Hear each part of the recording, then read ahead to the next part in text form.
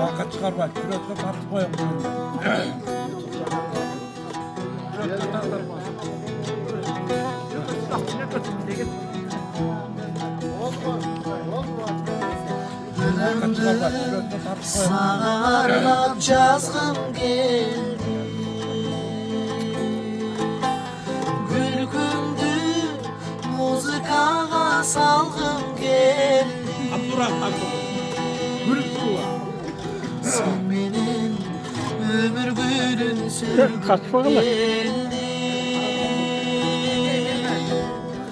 Bağını suyup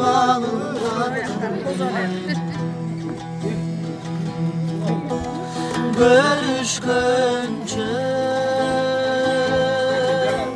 degen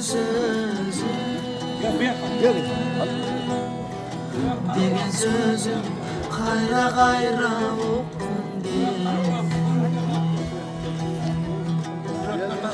degen sözüm kayra kayra okun Hakan çıkarma, kürekle tartıp koyalım.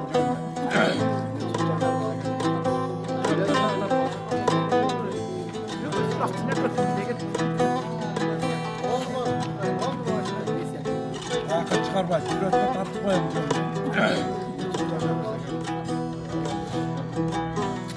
Büyüme men uzatıp bargam keze taң sürüp yalgız çolpon kalgan keze Hoştoşboy seni menin kaldım geldi Hoştoşboy seni menin kaldım geldi Görüşkön